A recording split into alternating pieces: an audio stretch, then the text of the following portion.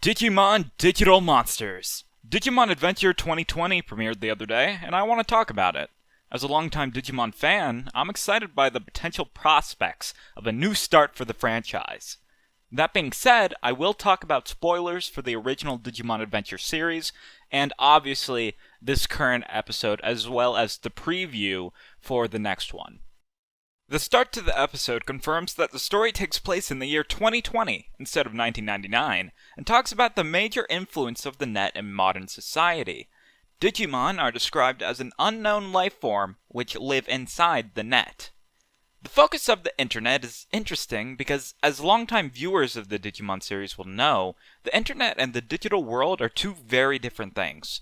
Given certain promotional art, the digital world certainly exists in this continuity, but it seems that this first arc of the show will be entirely rooted in the human world with some expeditions into the net following an Adventure 2 format. It feels really refreshing to see a modern-day opening for the Digimon franchise that's character-driven and features original animation. Although it isn't Koji Wada, I did enjoy Takayoshi Tanimoto's performance of Mikakunin Hikosen. There are also a lot of cool nods to the original series, like with Tai falling into the void. I appreciate how this opening reinforces the friendship between Tai and Agumon, with them playfully running, laughing, and fighting on the battlefield together.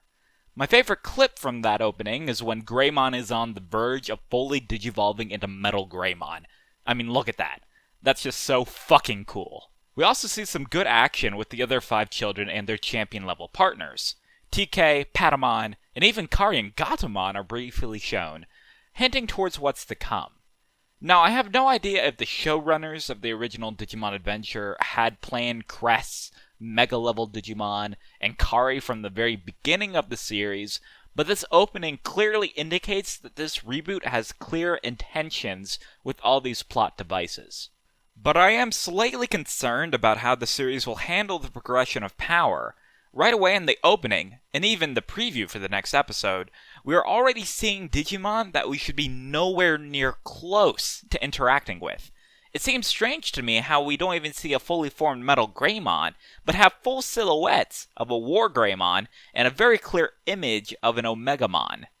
Among other issues, Digimon Adventure Tri ran into a Superman problem, so to speak, where there was no legitimate reason not to just resort to Omegamon every time conflict arose. I just hope this reboot doesn't fall into the same narrative pitfall halfway through the series. That being said, let's start talking about Episode 1, Tokyo Digital Crisis.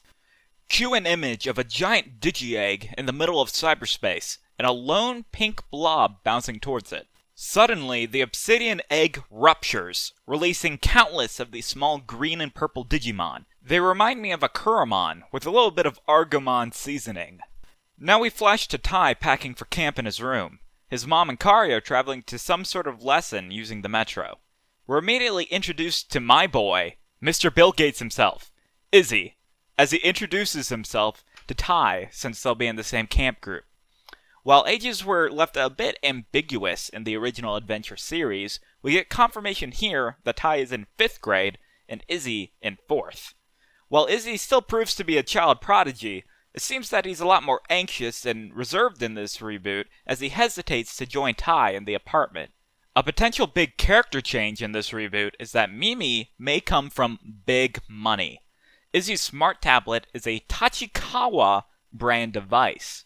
We never got a clear sense that Mimi was a rich girl in the original series, despite being so prissy, so this would be a sensible change for her backstory. Immediately, we are thrust into the conflict for today's episode as Tai and Izzy learn that this so-called mass cyber attack that has been affecting Japan is now making that metro system go haywire. And you know who's on the train right now? Yeah, it's Kari and Tai's mom. So these two elementary schoolers decide to rush to the nearest metro station to somehow save them. In an act of bravery, or as some would say courage, Tai jumps the malfunctioning toll booths because he's not going to let anyone stop him from saving his family. Next thing we know, he's suddenly thrust into the net, leaving behind his phone with the crest of courage shining on it in the human world for Izzy to see. I wonder if this means that cell phones will act as a gateway into the internet. And just as a quick side note, I'm glad the internet is a lot more colorful and complex in this reboot and isn't just some void. There's actual platforms, structures, and the like, which we'll soon see as Tai saves a badly injured, plummeting Koromon for some several hundred feet in the digital sky. Gravity slows. Koromon digivolves into Agumon. A Digivice apparates into Tai's hand, and for whatever reason, Izzy also receives a Digivice. Izzy's Digivice comes out of his tablet after the following screen lights up. We see the words, "The Chosen One, Wise Man," "Wisdom Stone," supported by Digivice, "Infinity." The symbol in the middle of the screen seems to be an Easter egg from Izzy's laptop in Adventure 1, and does not seem to reference the Digimental of Wisdom from Adventure 2. Side note, for whatever reason, Izzy's crest was translated into knowledge rather than wisdom for the Western localization. I really hate how the Digimon franchise has always been so inconsistent with translations. I suppose these stones are a new MacGuffin for the series. Or it could just be some mysterious mumbo-jumbo that ultimately means nothing. Who knows? Anyways, the new Digivice is noticeably simpler, lacking an antenna, and 2 side buttons. The new blue ring reminds me a lot of the D-Power from Digimon Tamers. We'll get to some of the potential new features a little bit later. So once the two land, Agumon reveals that he somehow knows Tai's name.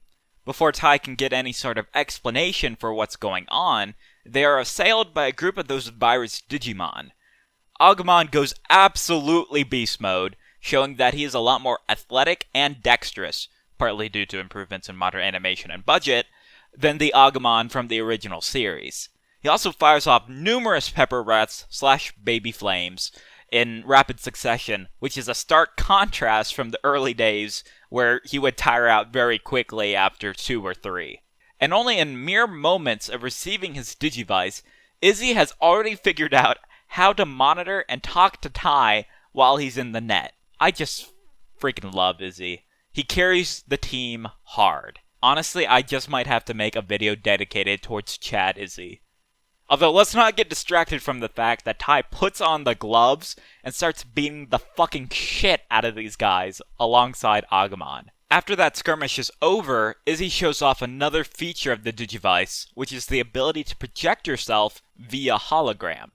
He catches Tai up to speed about his situation and reveals that his tablet got turned into the iconic yellow tablet from the original series. A key lore bit to note is that the net is a place within the grander network, which I take to be the internet. Although Izzy's explanation of Digimon did confuse me a little. The quote is, "That's when we came across them, the active life forms inhabiting the network world." I'm wondering if this means Digimon are possibly common knowledge, or at least rumored about? Agumon does state that Digimon are monsters that live in the digital world, which I suppose is again hinting that the network world and the digital world are indeed 2 separate planes of existence. At least from Digimon Cross Wars lore, the internet is essentially a demi-plane that taps into a small increment of the digital world, which seemed to be consistent in the original adventure continuity as well, hence why it's pretty much a void devoid of life, but Digimon can still interact with it, because it derives power from the digital world. Given how much more developed the internet / network / net is in this reboot, I'm wondering what the exact relationship is between it and the digital world. As Agumon and Tai destroy more of those virus Digimon in the net, real-life problems are being solved. Izzy tells them to keep on going until they find the Digimon disrupting the Metro system. Eventually, they encounter a Digimon which seems to be at the center of this data surge, absorbing data. As Agumon goes for the kill, it suddenly warp digivolves to the champion stage. And again, can I just say that I love these dynamic evolution sequences. So much better than spamming the same boring evolution clip 3 minutes an episode, as proved to be problematic in pretty much all later episodes of any Digimon series. I also hope we keep the 2D animation sequences. Some of those Try ones still haunt my soul to this day. And although severely outmatched, Agumon and Tai don't give up, which prompts the Crest of Courage to appear once again on the Digivice with an additional orange glow. The glow is a cool foreshadowing element, or perhaps it's a nod towards how the Digivice completely changes color whenever the Digimon partner hits Ultimate Stage or higher. Anyways, Agumon has a crazy evolution scene, turning into the iconic Greymon. This still isn't an easy fight though, like Greymon versus Shellmon from back in the day. We see multiple times throughout the fight that Greymon is surrounded by some orange glow which boosts his attributes at key moments. Akin to a burst mode from Digimon Data Squad, this new model Digivice has the ability to buff the Digimon partner, which is pretty baller. And with a final climactic beam struggle, Greymon and Tai beat the bad guy and save the day. A nice touch is that while Izzy is going crazy that they won, Tai and Greymon just have this nice, quiet moment to let everything sink in. Not knowing what's next, Tai and Greymon just look at each other, and Tai smiles and thanks him. And then shit hits the fan. So Izzy describes the premise of our war game to Tai, while Greymon notices this blue wolf Digimon and Kid looking back at them from afar. Cue the anime ending. This ending sequence is totally dedicated to Matt, and seems to depict him as this unpopular loner character. It seems that the writers are going full force with Matt's later Adventure 1 loner arc, and are instead doing that from the beginning of this reboot series. Now that Tai and Matt aren't forced to get along out of necessity, I'm interested to see how a more antagonistic rivalry could develop between the two. It's also interesting that Matt is seemingly the first one to obtain his Digivice and partner. It's definitely a huge pacing shift from the original series, where everyone was introduced in the same episode. I wonder if the hidden lore of this reboot will be similar to the original series, where we have a group of Dark Masters tearing everything up in the digital world. So the cult of Genii create the original 8 Digimon partners to combat the darkness. Perhaps instead of waiting for the majority of the children to gather so they can be dragged into the digital world all at once, the darkness is already leaking into the human world, so the Digimon have to be sent over to the human side. The preview for the aptly named next episode, War Game, shows Tai, Greymon, Matt, and Garurumon fighting a wave of these virus Digimon in hopes of stopping a US missile from hitting Japan. It's interesting to see how these stakes have already escalated from stopping a runaway train to preventing a missile strike. The stories in the Digimon franchise are crazy.